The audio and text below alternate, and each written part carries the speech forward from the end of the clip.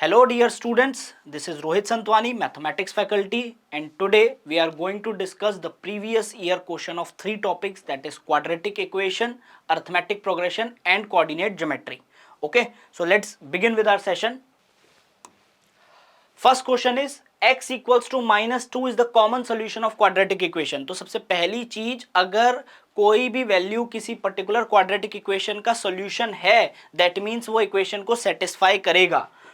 इसको सॉल्यूशन से स्टार्ट करते हैं. अब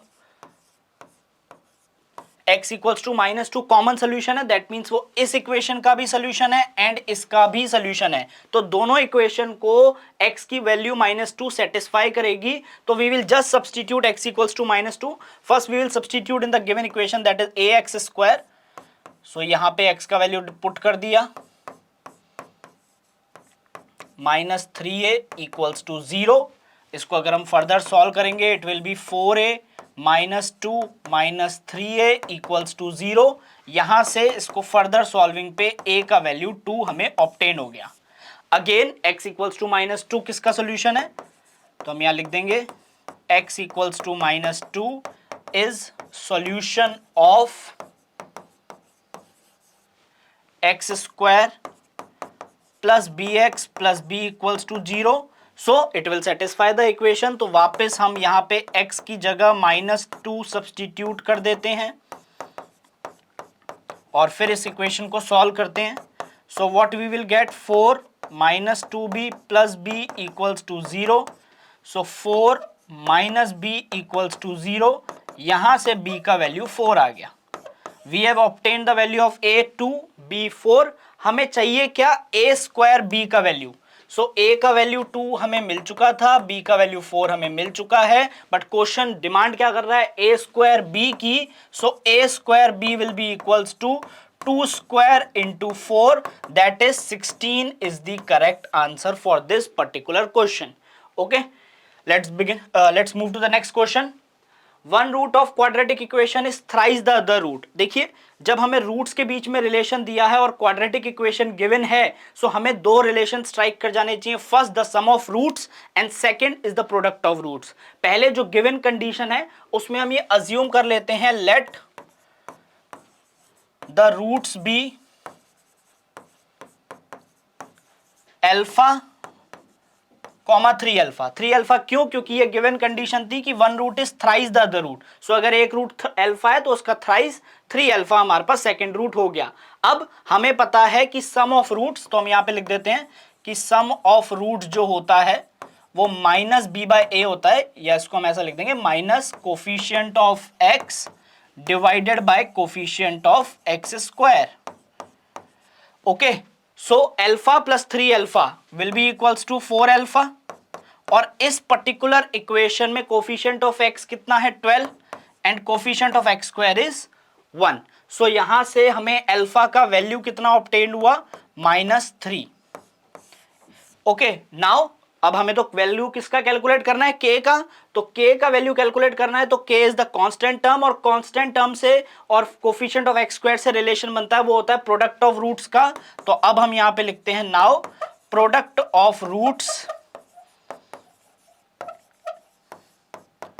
is equals to constant term divided by coefficient of x square. Okay, so alpha into 3 alpha, ये कितना हो जाएगा, 3 alpha square. Constant term minus के ऑलरेडी गिवन है क्वेश्चन में, and coefficient of x square 1 ही है. अल्फा का वैल्यू यहां पे पुट करते हैं, that is -3 square is equals to -k. इसको फर्दर सॉल्व करेंगे, सो k का value will be -27. This is the second question. अब वापस एक बार इसको समझ लेते हैं. पहला तो रूट्स में रिलेशन गिवन था, क्या था कि एक रूट दूसरे का थ्राइस है. सो हमने रूट्स को अल्फा कॉमा 3 अल्फा लिया. देन हमें इस अल्फा का वैल्यू पहले कैलकुलेट करना था, तो हमें जो गिवन इंफॉर्मेशन थी वो सम ऑफ रूट्स की हमने यूज की. सम ऑफ रूट्स की इंफॉर्मेशन को यूज करके we have calculated the value of alpha. Second, मुझे k कैलकुलेट करना था, जो क्वेश्चन मेन पूछ रहा था वो k का वैल्यू था. तो अल्फा जब कैलकुलेट हो गया तो we have use the product of roots, और फिर हमने constant term upon coefficient of x square का कंसेप्ट लगा के k का वैल्यू -27 कैलकुलेट कर लिया. Okay, so this is our second question. We will now move to the third question. The value of p for which the quadratic equation has two equal roots. देखिए जब दो equal roots आ जाते हैं तो हमारे mind में strike कर जाना चाहिए डिस्क्रिमिनेंट जिसका value B square minus 4ac होता है, तो इक्वल रूट्स के लिए डिस्क्रिमिनेंट का वैल्यू 0 होता है. Okay, so first of all discriminant को कैलकुलेट करने से पहले हम इसको स्टैंडर्ड क्वाड्रेटिक इक्वेशन में कन्वर्ट करेंगे. सो हम इसको लिख देते हैं, the given equation is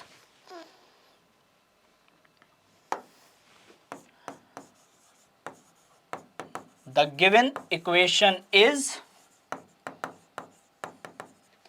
px square minus 2px plus 6 equals to 0. Now ये गिवन है कि दो इक्वल रूट्स हैं और उसके बाद p का वैल्यू कैलकुलेट करना है. सो हम यहां लिखेंगे for equal roots discriminant b square minus 4ac is equals to 0. Okay, so यहां पे b क्या है, x का कोफिशिएंट है, a coefficient of x square है, c is the constant term. इस कंसेप्ट को अब हम यहां यूज करते हैं. तो कोफिशिएंट ऑफ x हमें क्लियरली विजिबल है, -2p है, coefficient of x square p है और कांस्टेंट टर्म 6 है. विद साइन वैल्यू डालेंगे, अगर विदाउट साइन यूज नहीं किया तो मिस्टेक हो सकती है, आंसर गलत आ जाएगा. So -2p whole square -4 into p into 6 equals to 0. Equal to 0 क्यों लगाया, क्योंकि क्वेश्चन में मेंशन था two equal roots. Equal roots की कंडीशन हमने अप्लाई कर दी है. So 4p square minus 24p equals to 0. यहां कॉमन मिस्टेक बहुत सारे स्टूडेंट्स करते हैं. वो कॉमन मिस्टेक क्या है, पहले मैं वो बता देता हूं कि हम इसमें 4p square equals to 24p करेंगे, देन यहां p से p कैंसिल हो जाएगा और p का वैल्यू 6 हम मेंशन कर देंगे. Clear, this is the wrong way of solving. What is the right way, मैं आपको बता देता हूं. आप सबसे पहले इसमें से 4 को कॉमन ले लीजिए, p को कॉमन ले लीजिए. सो p माइनस 6 इक्वल्स टू 0. क्योंकि ये क्वाड्रेटिक आपको नजर आई होगी, डिग्री 2 है तो इसके दो सॉल्यूशन, दो रूट्स निकलने जरूरी थे. सो हमने दो रूट्स कैलकुलेट किए. पहले 4p को इक्वल टू 0 करोगे तो p का वैल्यू 0 आएगा. फिर जब हम p माइनस 6 को इक्वल टू 0 करेंगे तो p का वैल्यू 6 आएगा. So we have got two values of p, but answer 6 ही होगा. रीजन, आपकी equation px x minus 2 plus 6, यानी ये जो इक्वेशन जब हमने ट्रांसफॉर्म की तो कुछ इस तरह की इक्वेशन थी. इसमें अगर p 0 हो गया तो फिर ये 6 इक्वल टू 0 हो जाएगा, जो कि नॉट पॉसिबल सिचुएशन है. तो अब आप यहां लिख दोगे p equal to 0 is not possible. Proper आपको मेंशन करना पड़ेगा कि क्यों नहीं है पॉसिबल. वो हमने देख लिया कि वो इक्वेशन आपकी किस में कन्वर्ट हो जाएगी, 6 इक्वल्स टू 0. तो फिर देयरफॉर अब हम लिख देंगे देयरफॉर p इक्वल्स टू 6. ये हमारा आंसर है. वापस एक बार क्वेश्चन को समझते हैं, बहुत छोटी छोटी सी मिस्टेक हो जाती है, ये पार्ट आपको नहीं करना इस वे में. This is the wrong way of solving. पहले सबसे पहली चीज, इक्वेशन को हमने ट्रांसफॉर्म किया स्टैंडर्ड फॉर्म में. सेकंड, उसके दो इक्वल रूट्स थे तो डिस्क्रिमिनेंट को 0 किया, डिस्क्रिमिनेंट का कंसेप्ट लगाकर p का वैल्यू कैलकुलेट किया. इस इक्वेशन को सॉल्व इस वे में करना है जो मैंने डाउनवर्ड किया है. This is the wrong method. हो सकता है यहां पे आप कहोगे सर p का वैल्यू 6 ही आ रहा है, बट स्टिल आप बिल्कुल रीजन दीजिए कि p इक्वल टू 0 पॉसिबल नहीं है, बट आपको सॉल्विंग इस तरह की इक्वेशन को इस फॉर्म में ही करना पड़ेगा. Clear, so this was the third question. Let's move to the fourth. The side of a square exceed the side of another square by 4 centimetre. तो वर्ड प्रॉब्लम्स क्वाड्रेटिक इक्वेशन का part है. तो सबसे पहली चीज हमें साइड्स ऑफ द स्क्वायर निकालनी है. तो जो हमें कैलकुलेट करना होता है उन्हीं को हम डिफरेंट वेरिएबल्स ले लेते हैं. So let us assume the sides. Let sides of square be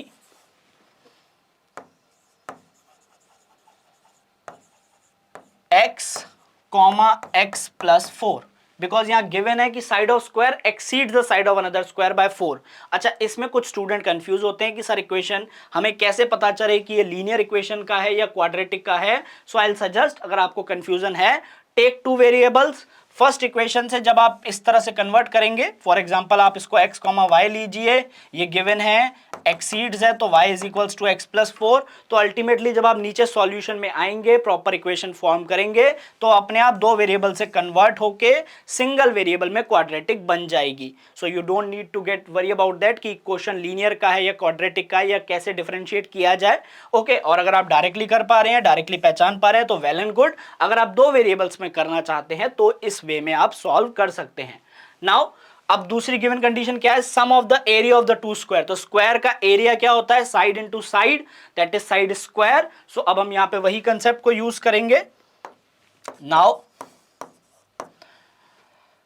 sum of the area, that is x square plus x plus 4 whole square equals to 400।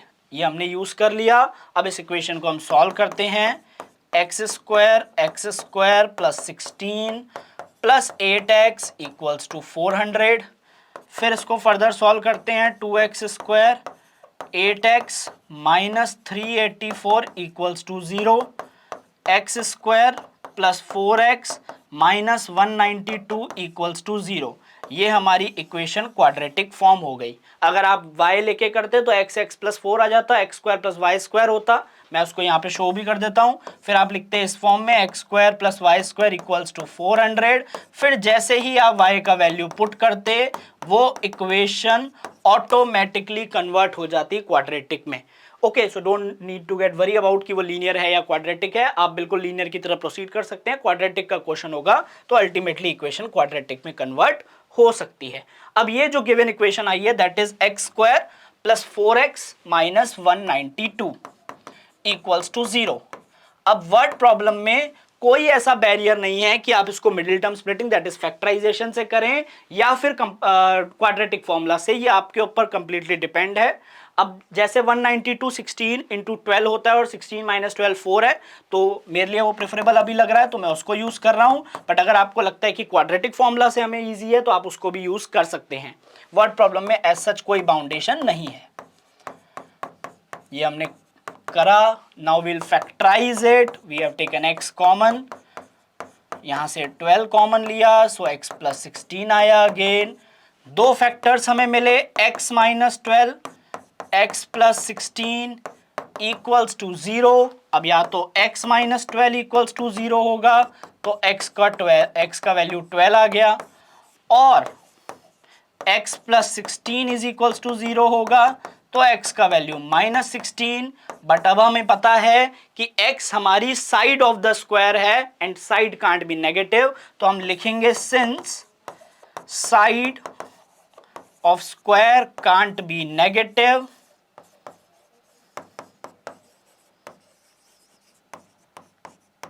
so x equals to 12। therefore sides पूछा था और ये word problem question है तो last में mention करना पड़ेगा।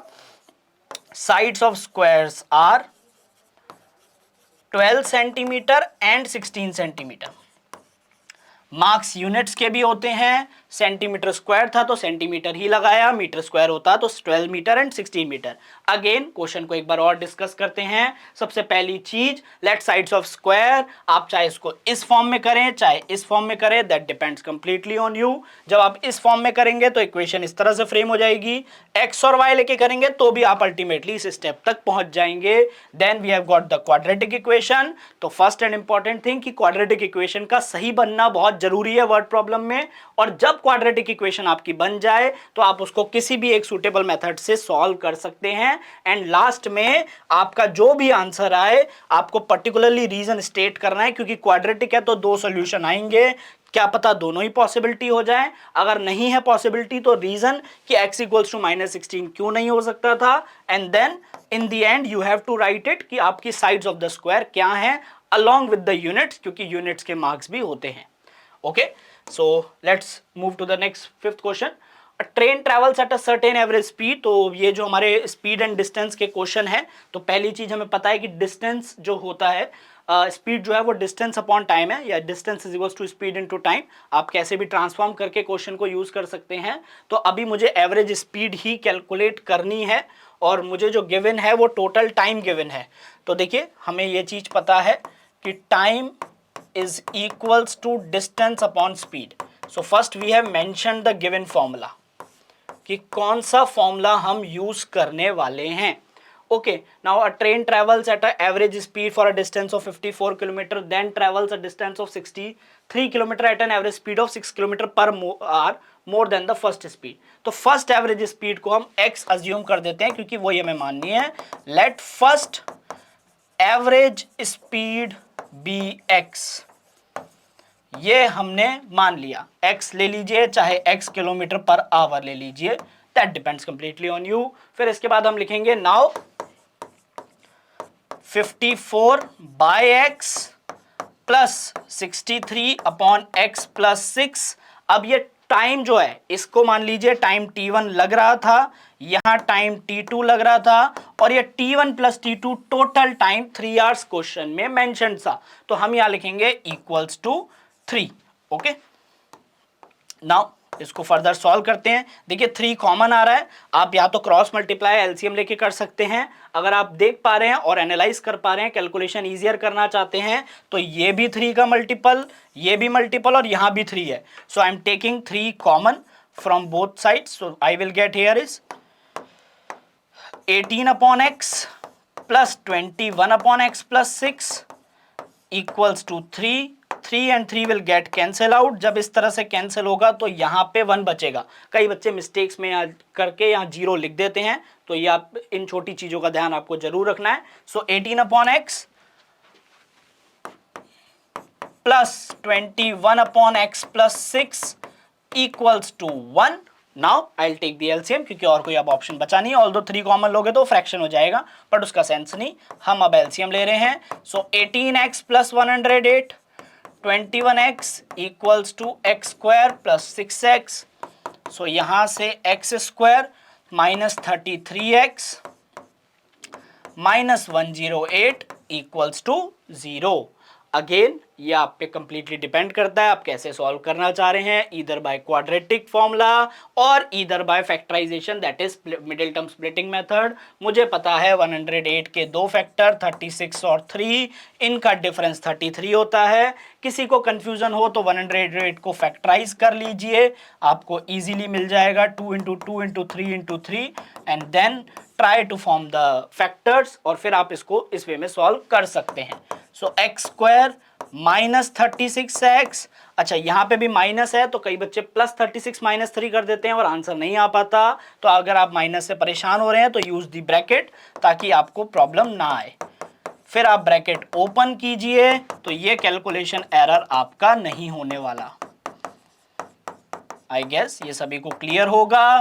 Then I will take x common. So यहां से x minus 36, I will take 3 common, x minus 36 equals to 0. So x plus 3, x minus 36 equals to 0. x की again 2 value 36 comma minus 3. वापस speed can't be negative, so you have to state the reason for this. So आप लिख देंगे since speed can't be negative,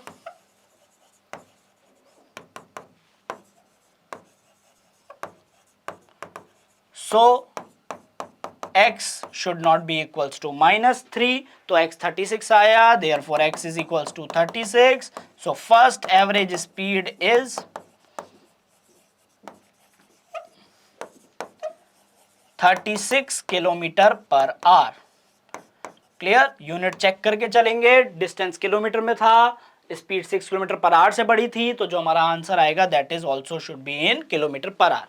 again question को एक बार फिर समझते हैं. पहली चीज जो फॉर्मूला यूज हुआ वो आप मेंशन कर दीजिए, चाहे यहां आप एक लाइन लिख सकते हैं फॉर्मूला यूज्ड, ताकि आपको भी ध्यान रहे कि क्या यूज होने वाला है. Then we have assumed the first average speed be x kilometre per hour. Then we have form the equation according to the given question. Common 3 ले लिया ताकि कैलकुलेशन रिड्यूस हो जाए. किसी को इस स्टेप में कंफ्यूजन हो तो वो बिना कॉमन लिए भी सॉल्व कर सकता है. अल्टीमेटली 3 का एक फैक्टर बाद में कॉमन आ ही जाएगा. Then we have form the quadratic equation. इस इक्वेशन को कैसे सॉल्व करना है इसके लिए आपको कंफ्यूज होने की जरूरत नहीं. You can either use factorisation, मैंने फैक्टराइजेशन यूज किया है. आप क्वाड्रेटिक फॉर्मूले में कंफर्टेबल है, use it, then solve it. आपके पास 2 वैल्यू आई, एक वैल्यू अपने आप नेग्लेक्ट हो गई, क्यों? क्योंकि नेगेटिव हो नहीं सकती थी speed, so we have got the first average speed as 36 kilometre per hour. Okay, now let's move to the next question. Now these are the question from AP. For what value of n are the nth, this is nth terms of the AP is the same. तो nth term same है, तो सबसे पहली चीज nth term of AP is given by, हम formula जरूर लिखेंगे कि फॉर्मूला है क्या. तो an का फॉर्मूला होता है a plus n minus 1d. अब AP के जो nth टर्म है, तो दोनों AP के nth टर्म निकालते हैं. सो फॉर फर्स्ट AP, या हम यहाँ मेंशन कर देते हैं, फॉर AP 9, 7, 5, तो an is equals to 9 plus n minus 1. इसका कॉमन डिफरेंस -2 है. आप दिखाना चाहो तो शो कर भी सकते हो. सो an will be 9 minus 2n plus 2, that is 11 minus 2n.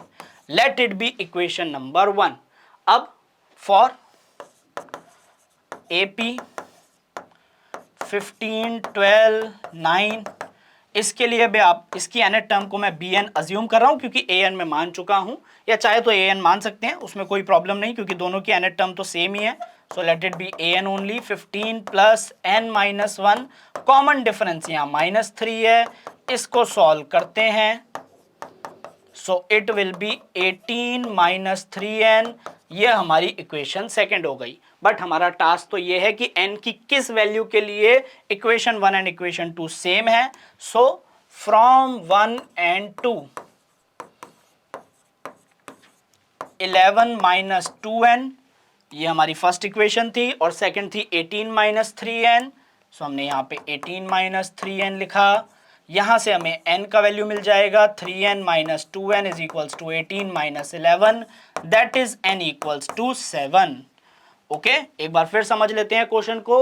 n की किस वैल्यू के लिए दोनों APs की nth टर्म सेम है. So we have calculated the nth term for the first AP. Let it we have consider it as equation number 1. Then for second AP we have calculated the nth term. फिर दोनों को equate किया और n का value 7 आ गया. That means therefore seventh term of both APs are same or equal. Clear? Now let's move to next question. First term of an AP is this. तो हमें जो जो given है हम उसको mention कर देते हैं. Given है first term, तो first term ब्रैकेट में a mention कर देते हैं equals to 5. लास्ट टर्म, अच्छा लास्ट टर्म को nth टर्म भी कहते हैं, तो I am writing it as an equals to 45. Sn sum of all terms, Sn is equals to 400. हमें कैलकुलेट करना है number of terms and the common difference. So to find n and d, चाहो तो आप full form लिख सकते हो. अब ये दोनों चीजें हमें कैलकुलेट करनी है. तो देखिए फर्स्ट टर्म नजर आ रही है, लास्ट टर्म नजर आ रही है और सम नजर आ रहा है. तो सम का एक फॉर्मूला होता है n/2 first term plus last term. तो फर्स्ट इस फॉर्मूले को यूज करने से हमें n मिल जाएगा. सो हम यहां लिखेंगे now Sn is equals to n/2 a plus an. आप चाहो तो l लिख सकते हो, आपकी मर्जी है, उसमें कोई ऐसा डिफरेंस नहीं है. 400 equals to n/2 5 plus 50. Okay, sorry 5 plus 45, ये 50 हो गया. सो यहां से 400 इज इक्वल्स टू n/2 50. ये n का वैल्यू यहां से कैलकुलेट करने पर 16 आ गया. यानी ये 16 टर्म्स की AP है जिसकी nth टर्म 45 यानी 16 टर्म 45 है. अब हमें n मिल गया तो कॉमन डिफरेंस चाहिए. तो A16 का वैल्यू क्वेश्चन में 45 गिवन है, that is a plus 15d. a हमें ऑलरेडी पता था कि 5 है, d हमें नहीं पता. So I will calculate 40 is equals to 15d. यहां से जब आप d का वैल्यू कैलकुलेट करेंगे so d is equals to 8/3. Clear? वापस चलते हैं क्वेश्चन में. देखिए आप दो वेरिएबल दो इक्वेशन बना के भी सॉल्व कर सकते थे, बट इस फॉर्मूले से आपका पहले सिंगल आपका n का वैल्यू आ गया, तो d कैलकुलेट करने के लिए हमें ज्यादा मेहनत नहीं करनी पड़ी. Clear? Let's move to the next question. In an AP, first term is 12, common difference is 6, last term of the AP is this, then find its middle term. देखिए middle term बोला है तो कहीं ना कहीं ये शॉर्ट श्योरिटी है कि total number of terms odd ही होंगी. क्लियर. मिडिल टर्म बेसिकली हमें मीडियन निकालना है, तो मीडियन वैल्यू निकालनी है. सो सबसे पहली चीज गिवन क्या क्या है इस बार, A12, D6, AN 252. Middle term हमें फाइंड करनी है, पर मिडिल टर्म फाइंड करने से पहले मुझे ये तो पता हो कि मिडिल टर्म के लिए n का वैल्यू क्या है. तो फर्स्ट हम जो गिवन इंफॉर्मेशन है वहां से n निकालेंगे. So now 252 is equals to 12 plus n minus 1, d हमारा 6 है. 240 is equals to n minus 1 into 6, यहां से 40 equals to n minus 1, so n का वैल्यू 41. देखिए नंबर ऑफ टर्म्स ऑड हैं, सो मिडिल टर्म कौन सी होगी, middle term is equals to, जैसे हम मीडियन में कैलकुलेट करते थे n प्लस 1/2, जब नंबर ऑफ टर्म्स ऑड होती थी तो ये 21 आ गई. तो हमें कैलकुलेट क्या करना है, A21 का मतलब है A प्लस 20D, ये हमें कैलकुलेट करना है. ठीक है. तो A कितना गिवन था हमें क्वेश्चन में, 12, 20, और D हमें कितना गिवन है, 6.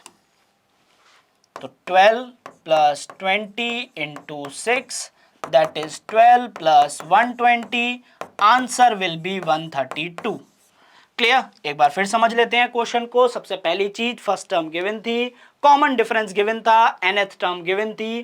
पहले हमने कैलकुलेट किया कि जो nth टर्म है n की किस वैल्यू के लिए, तो टोटल टर्म्स एपी में 41 हो गई. तो मिडिल टर्म कैसे क्या होगी, n plus 1/2, that is 21st term. 21st term के लिए हमने a प्लस 20d अप्लाई किया. a प्लस 20d अप्लाई किया तो 12 प्लस 20 इंटू 6 हमारा आंसर आ गया.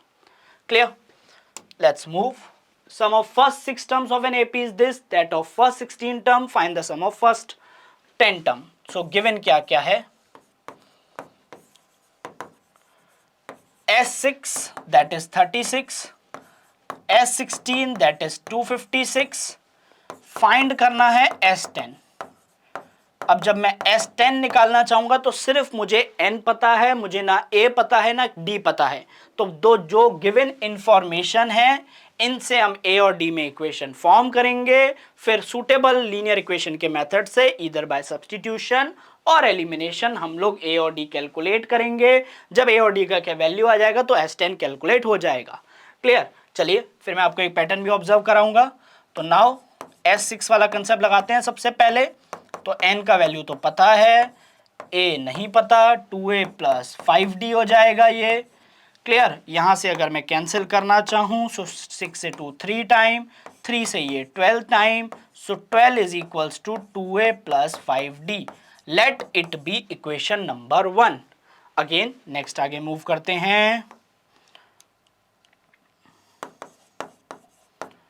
256 equals to 16/2, 2a plus 15d. यहां से हम कैंसिल करेंगे. 8, ये चाहो तो आप डायरेक्ट 16 भी कर सकते थे. 8 से ये 32 टाइम जा रहा है, आप चेक कर लीजिए. This is 32 equals to 2a plus 15d.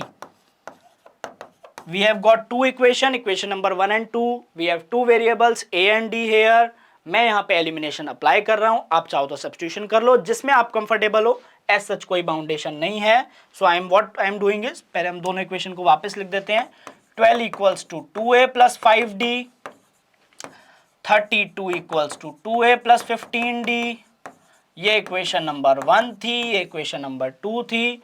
Subtract 1 from 2. सो हमें क्या मिला यहां से, 20 equals to 10d, d is equals to 2. d का वैल्यू जब 2 आ गया तो पुट करते हैं इक्वेशन 1 में, put in first. So 12 equals to 2a plus 10. So यहां से 2 इक्वल्स टू 2a, a का वैल्यू हमें 1 ऑब्टेन हो गया. अब हमें a मिल चुका है, d मिल चुका है, बट क्वेश्चन का टारगेट S10 था. तो 10/2, 2 into 1 plus 9 into 2।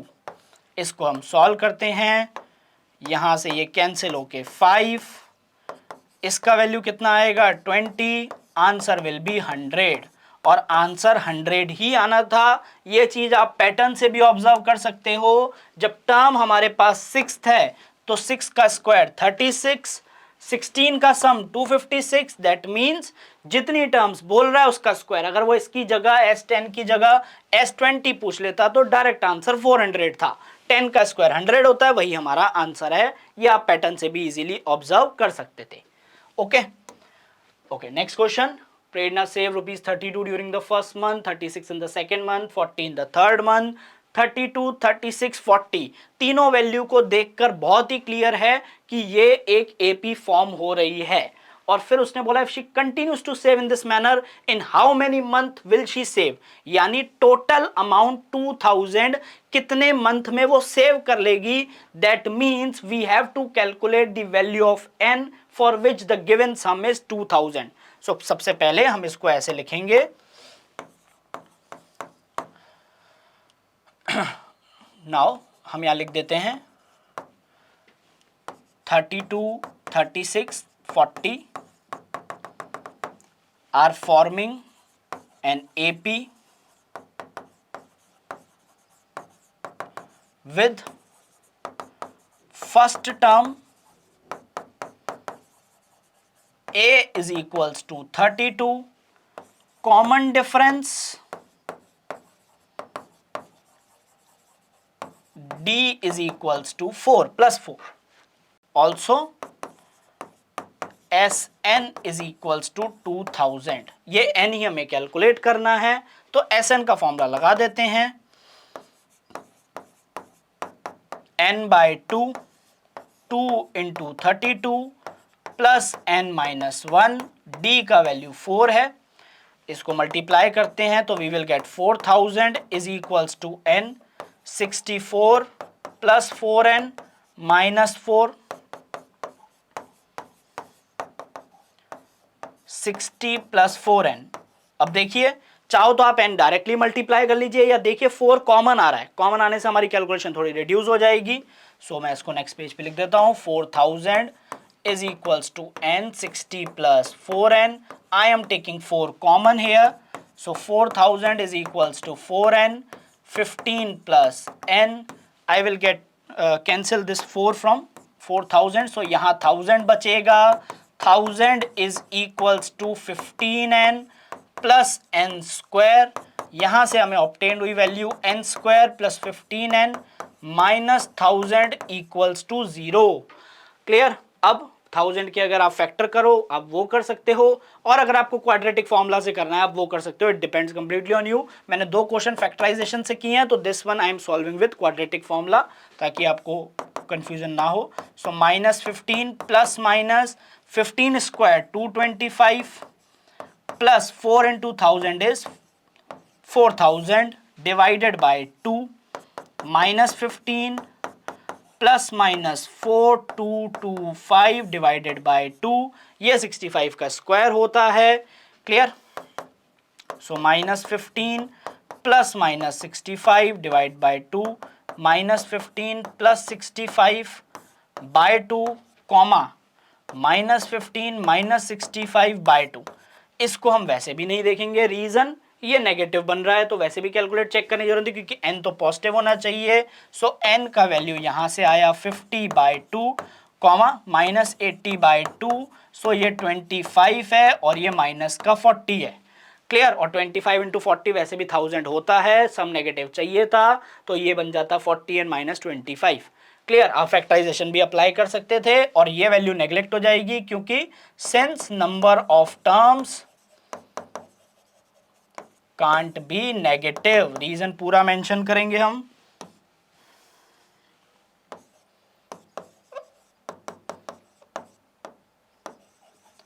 So she will save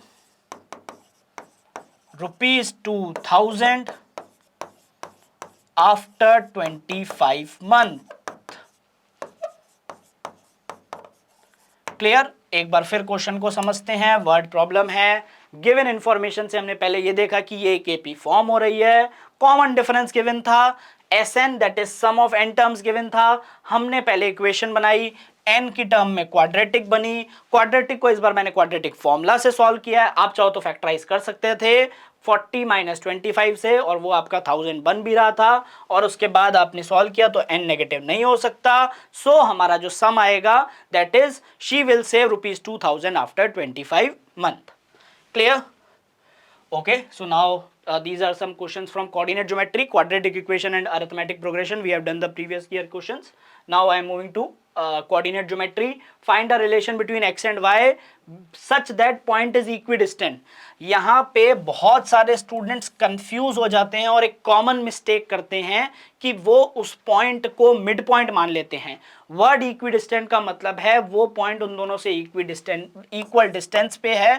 तो मान लीजिए ये दो पॉइंट है, तो ये जरूरी नहीं कि जब इक्विडिस्टेंट बोला है तो वो इनके सेंटर पे ही लाई करे, पॉइंट कहीं पे भी लाई कर सकता है। That means that P point will lie on the perpendicular bisector, ये आइसोसेलेस ट्राइंगल बनाएगा, हो सकता है वो यहां पे भी हो, बट इन जनरल में हम यही अज्यूम करके चलते हैं कि हमें जो गिवन इंफॉर्मेशन है वो क्या है कि PA is equals to PB, ये हमें गिवन इंफॉर्मेशन है। और जब PA और PB बोला गया है तो इसमें हम सेक्शन फॉर्मूला यानी मिड पॉइंट फॉर्मूला नहीं लगाकर पहले हम डिस्टेंस फॉर्मूला ही अप्लाई करेंगे। सो PA और PB के कोऑर्डिनेट्स गिवन है, तो we will apply the distance formula that is x minus 7 का स्क्वायर y माइनस 1 का square must be equals to x minus 3 का स्क्वायर प्लस y माइनस 5 का स्क्वायर। अब जब दोनों इक्वेशन इक्वेट हो गई, दोनों में स्क्वायर रूट नजर आ रहा है, तो हम क्या करेंगे, स्क्वायरिंग बोथ साइड्स। अब हम स्क्वायरिंग बोथ साइड्स करेंगे, so x minus 7 square plus y minus 1 square equal to x minus 3 square y minus 5 whole square. अब दोनों साइड स्क्वायरिंग कर दिए, तो अब हम अप्लाई करेंगे फॉर्मूला a माइनस बी का होल स्क्वायर का plus y square 1 minus 2y equals to x square plus 9 minus 6x plus y square 25 minus 10y। अब कैंसिल कर लेते हैं टर्म्स को, जो जो कैंसिल हो सकती हैं, x square cancel out, y square cancel out, बाकी को हम ऐड कर लेते हैं। 49 प्लस 1 इज 50, यहां से माइनस 14x, तो ये माइनस का 8x हो जाएगा, यहां से प्लस का 8y हो जाएगा, और वहां बचेगा 9 प्लस 25 दैट इज 34। क्लियर? तो रिलेशन x और y के बीच में ही निकालना है, दैट मीन्स इक्वेशन ही निकालनी है। तो यहां से अगर मैं देखूं तो 50 minus 34 is 16 is equals to 8x minus 8y, 8 common पूरी इक्वेशन में से आ रहा है, तो हमारी इक्वेशन अभी बनी है 16 equals to 8x minus 8y। We will take 8 common, so x minus y equals to 2, या इसको हम x minus y minus 2 equal to 0 relation लिख देंगे। वापस हमें गिवन था इक्विडिस्टेंट, तो वर्ड इक्विडिस्टेंट देखते ही हमें सिर्फ और सिर्फ डिस्टेंस फॉर्मूला ही अप्लाई करना है। जब हमने डिस्टेंस फॉर्मूला अप्लाई किया, उसके बाद हमें एक इक्वेशन बनाई, स्क्वायरिंग करी, स्क्वायरिंग करके जो टर्म्स कैंसिल हो रही थी, कैंसिल टर्म के बाद हमने जो रिलेशन था वो फाइंड कर लिया। जब वो रिलेशन बोल रहा है that means it is asking for a equation, linear equation in two variable between x and y। Let us move to next question. Point A and B lie on a circle with center O. अब यहाँ पे ये clear है कि सबसे पहले diagrammatically समझ लेते हैं। दो पॉइंट्स हैं, this is point A -1 comma y, this is point B 5 7। यहाँ पे इनका centre O 2 -3y such that AB is the diameter. अब AB डायमीटर है तो सेंटर से ही पास करेगा। इस केस में हम डिस्टेंस फॉर्मूला की जगह मिड पॉइंट फॉर्मूला लगा सकते हैं, क्योंकि O सेंटर है, AB डायमीटर है। सो पहले हमें y का वैल्यू कैलकुलेट करना है, फिर रेडियस। सो हम लिखेंगे यहाँ पे मिड पॉइंट फॉर्मूला क्या होता है,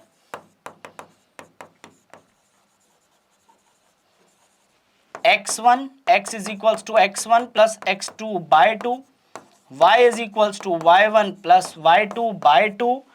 अब now O is midpoint of AB,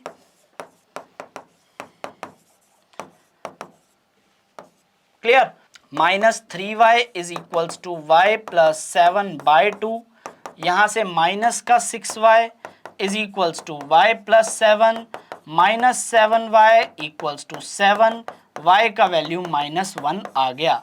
पहले हमें y का वैल्यू फाइंड करना है, then we have to calculate the radius.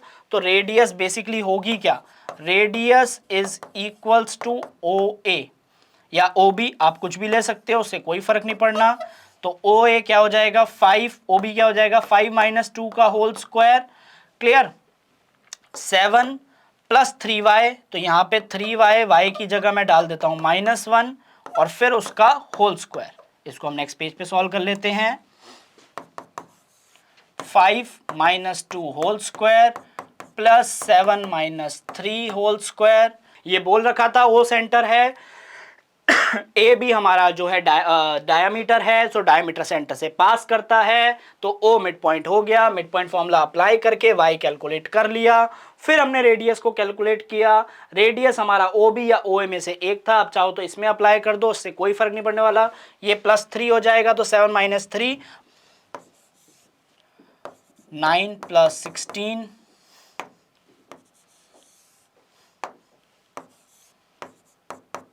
That is √25। तो जो रेडियस आएगा वो 5 यूनिट्स आएगा। वापस एक बार क्लियर कर लेते हैं इस क्वेश्चन को। स्टार्टिंग से मिड पॉइंट फॉर्मूला था, हमने सबसे पहले मिड पॉइंट्स के कोऑर्डिनेट्स लिखे। ओ मिड पॉइंट था ए बी का, सो हमने सबसे पहले y कैलकुलेट किया, y कैलकुलेट करके y की वैल्यू डाली। उसने बोला था radius of the circle, y की वैल्यू पुट की, ओ बी कैलकुलेट किया, ओ बी का वैल्यू आया 5, और यूनिट्स जरूर लगाएंगे क्योंकि ये हमें कोई पर्टिकुलर मेंशन नहीं है कि सेंटीमीटर या मीटर या कुछ, तो हम यूनिट्स लिख देंगे। Next question, are the vertices of parallelogram is it also a rectangle. करने के दो तरीके, या तो आप अपोजिट साइड्स को इक्वल प्रूव कर दो या फिर आप डायगोनल को बाइसेक्ट करा दो, क्लियर। तो अगर ए बी सी डी और जिस ऑर्डर में गिवन है हमें उसी में कंसिडर करना है, a -1, 0, b 3, 1, c 2, 2 और d -2, 1। अब अगर वो ये बोल रहे हैं कि A B C D is a parallelogram, so अगर ये पैरेललोग्राम है तो इसके डायगोनल्स बाइसेक्ट करने चाहिए। हम वो चेक कर लेते हैं। डायगोनल बाइसेक्ट करने का मतलब है कि जो ओ के कोऑर्डिनेट्स हैं वो ए सी, ओ जो है ए सी का भी मिड पॉइंट हो और बी डी का भी मिड पॉइंट हो, क्लियर। तो हम यही चीज का कंसेप्ट लगा रहे हैं, that is O A equals to O C और O B equals to O D. So हम सबसे पहले for A C O is the mid point, so हम मान लेते हैं लेट, पहले यहां पे मेंशन कर देते हैं, let diagonals meet at O X comma Y. Okay, A C के लिए ओ मिड पॉइंट है, तो x इज इक्वल्स टू आएगा 2 - 1/2, y इज इक्वल्स टू आएगा 0 + 2/2, x is equals to 1/2, y is equals to 1। ये हमें मिल गया। अगेन फॉर बी डी हम ये मान लेते हैं कि O इज मिड पॉइंट, तो O के कोऑर्डिनेट्स क्या आ रहे हैं, वापस देख लेते हैं। x is equals to 3 - 2/2, y is equals to 1 + 1/2, so ये 1/2 और ये हमारा 1। तो हम देख रहे हैं कि O के कोऑर्डिनेट्स AC और BD के रेस्पेक्ट में O दोनों ही का मिड पॉइंट है और दोनों ही इस कंडीशन को सेटिस्फाई कर रहे हैं, दैट इज O के कोऑर्डिनेट सेम है। तो अब हम यहां से क्लियरली मेंशन कर सकते हैं कि since diagonals bisect each other,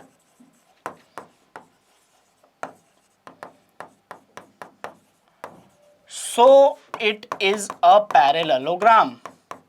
और अब उसने दूसरा क्वेश्चन पूछा है कि is it also a rectangle. तो रेक्टेंगल जब हमें बताना है तो हमें AC और BD को इक्वल प्रूव करना होगा। तो सबसे पहले हम AC कैलकुलेट करते हैं,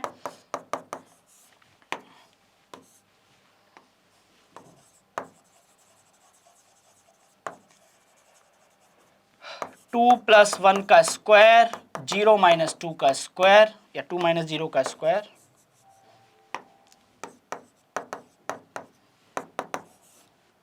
9, 3 का square 9 plus 4 that is √13. Now we will calculate B D. So B और डी के कोऑर्डिनेट्स क्या हैं? -2 और 3, दिस 3 + 2 हो जाएगा एंड 1 - 1 हो जाएगा. सो 5 का स्क्वायर प्लस 0 दैट इज 5. तो A C is not equals to B D. So हम रीजन लिख देंगे it is not a rectangle.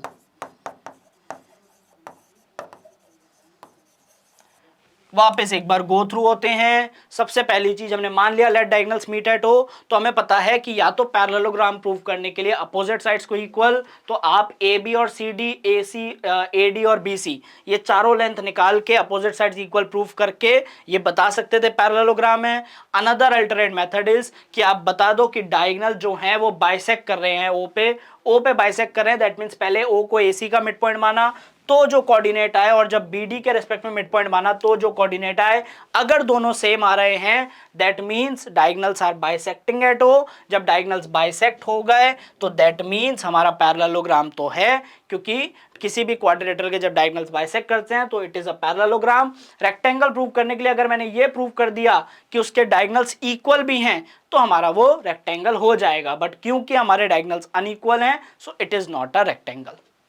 Let us move to the next question. Find the points on the x-axis, each of which is at a distance of 10 unit from the point. Clear? So x-axis पे point मानना है तो let coordinates of point be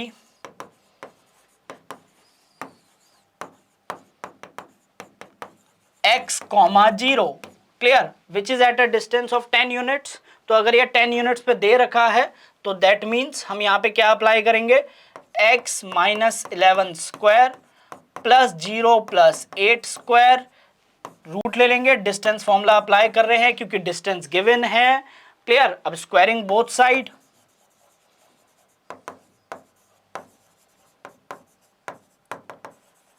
सो यहां से x - 11 का square is equals to 100 - 64.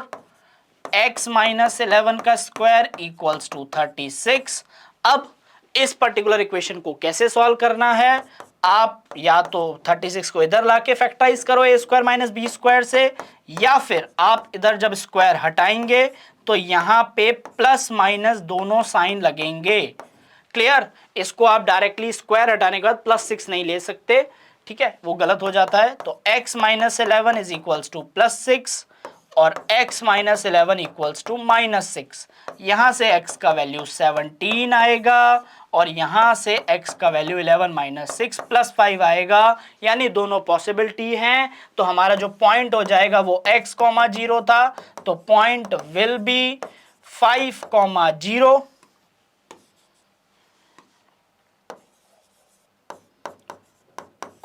17, 0. ये हमारे दोनों पॉइंट्स हो गए. क्लियर? कोऑर्डिनेट्स गिवन थे, स्क्वायरिंग बोथ साइड्स की, स्क्वायर करके हमने x का वैल्यू कैलकुलेट कर लिया. मेन पॉइंट और की पॉइंट इसमें यही था कि जब आप यहां कैलकुलेट करें तो स्क्वायर हटाएंगे तो सिर्फ +6 नहीं आएगा, प्लस माइनस दोनों वैल्यू आएंगी. और ये कोऑर्डिनेट है तो यहां x की दोनों वैल्यू परमिसिबल है. नेगेटिव आ जाती वो भी परमिसिबल थी. Okay, let's move to the next question. Coordinate of point of trisection. Clear? NCERT का क्वेश्चन है. ट्राइसेक्शन बोला है तो सबसे पहले डायग्रामेटिकली बना लेते हैं. ए हमें 5, -3 है. बी हमारा -4, 3 है. पॉइंट्स पी और क्यू ले लेते हैं. पी के कोऑर्डिनेट मैंने x1, y1 मान लिए, इसके x2, y2 मान लिए. सो हम लिख देते हैं let points of trisection be P x1, y1 and q x2, y2. Now AP is equals to PQ equals to QB. क्योंकि क्वेश्चन में गिवन है ट्राइसेक्ट कर रहा है. सो therefore AP by PB is equals to 1:2. यानी ये 1 है और ये 2 है. तो M और N का मिल गया वैल्यू. तो बाय सेक्शन फॉर्मूला, अब हम सेक्शन फॉर्मूला यूज कर रहे हैं. Coordinates of P will be तो x1 कितना आएगा यहां से, पहले 1 into -4 plus 2 into 5 10 divided by 3, 6 divided by 3 is 2।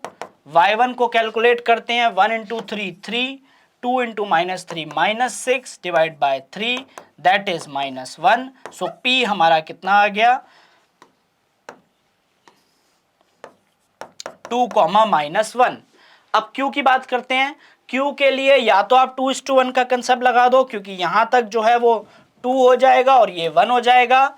दूसरा मेथड, अगर आप 2:1 नहीं लगाना चाहते हैं तो q जो है मिड पॉइंट है pb का, तो आप लिख सकते हो since q is mid point of pb,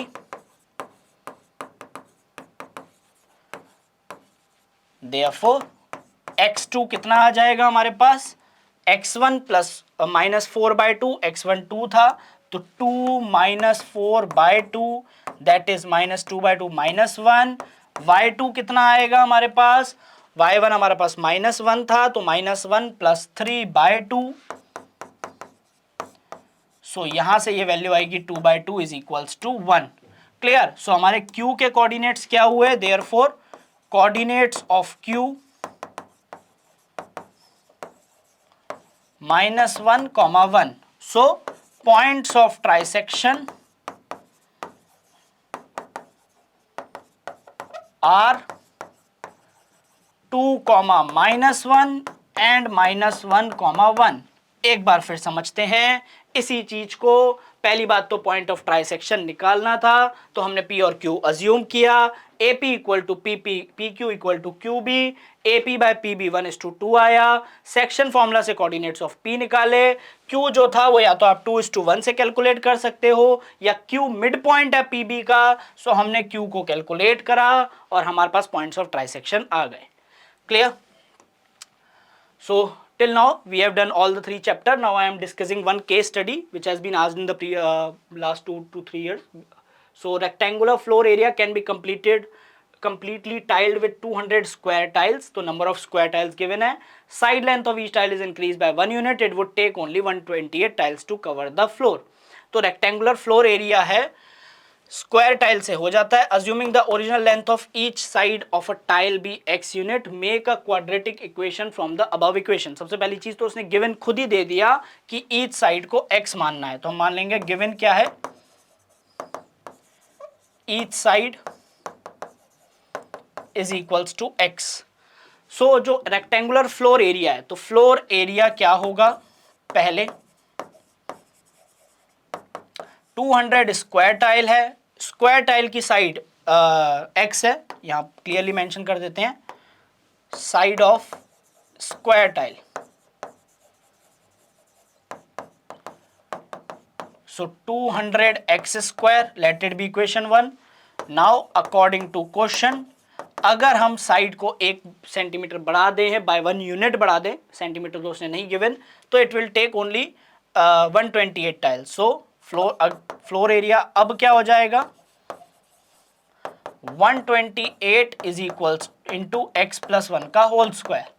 floor area तो सेम ही रहेगा, फ्लोर एरिया चेंज होने वाला नहीं है, तो हम यहां से क्या मेंशन करेंगे, 200x square is equals to 128x plus 1 whole square. इस इक्वेशन को हम सॉल्व कर लेते हैं। अच्छा, उसने पहला क्वेश्चन यही बोला था, form a quadratic equation from the above information. ठीक है, इसको हम फर्दर थोड़ा सा सॉल्व कर लेते हैं, एक बार वापस सॉल्व कर लेते हैं।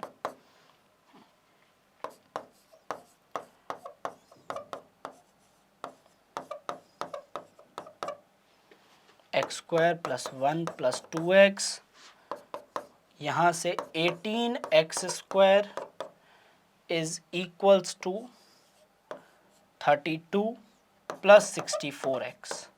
ये हमारी फर्स्ट की क्वाड्रेटिक इक्वेशन होगी। 18x स्क्वायर 32 प्लस 64x, इधर ले आते हैं सबको,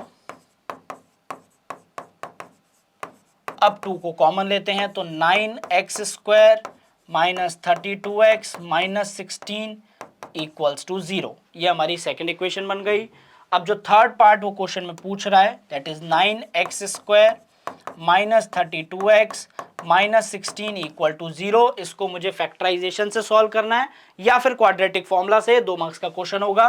तो हम पहले ए पार्ट को कर लेते हैं सॉल्व। तो 9 के फैक्टर मुझे पता है 3 × 3, 16 के 2 × 2 × 2 × 2, ये हमें फैक्टर पता है। अगर मैं यहाँ से देखूँ सो 36 - 4 इजीली मुझे विजिबल है। So 9x² - 36x + 4x -16 equals to 0।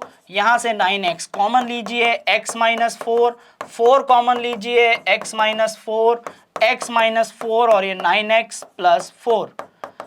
सो यहाँ से x का वैल्यू कितना आएगा 4, -4/9। Side of the tile negative नहीं हो सकती, तो लिखेंगे since side of tile can't be negative, so x is equals to 4 units. इसी को उसने बी पार्ट में क्वाड्रेटिक फॉर्मूला से बोला है। सो हम एक ऐड कर लेते स्लाइड यहाँ पे। बी पार्ट को उसने हमें इक्वेशन क्या गिवन है 9x² - 32x - 16। अब इसको क्वाड्रेटिक फॉर्मूला से कर लेते हैं। सो x इज इक्वल्स टू 32 ± 32 का स्क्वायर 1024 प्लस, क्योंकि यहाँ पे माइनस माइनस प्लस हो जाएगा, 4 × 16 64 × 9, इसको मल्टीप्लाई कर लेते हैं। 9 4 36, 3 9 6 54, 576 divided by 18। So 32 plus minus ये हमारे पास हो जाएगा 1600 डिवाइडेड बाय 18। 32 प्लस माइनस 1600 40 का स्क्वायर होता ही है। सो 32 + 40 डिवाइडेड बाय 18 और 32 - 40 डिवाइडेड बाय 18। सो यहाँ से 72 4 आ जाएगा और -8/18 करेंगे तो -4/9 आएगा। यही 2 आंसर हमारे पहले भी आ रहे थे। क्लियर। सो यहाँ से x की वैल्यू वापस नेगेटिव नहीं हो सकती, since side can't be negative, so x equals to 4 units. Clear. तो थर्ड जो पार्ट होता है उसमें आपके पास चॉइस होती है, इधर you can solve by the factorization और क्वाड्रेटिक, चॉइस थी। आप दोनों में से एक पार्ट अटेम्प्ट करेंगे, मैंने आपको दोनों सॉल्व करके दिखा दिए हैं। Okay, this was from the factorization method, ये आपका क्वाड्रेटिक फॉर्मूला से था, that is B part. Clear. Answer हमारा दोनों में सेम आ गया। Okay, so that's it for today. Thank you so much for attending the session and all the best for your board exams. Thank you.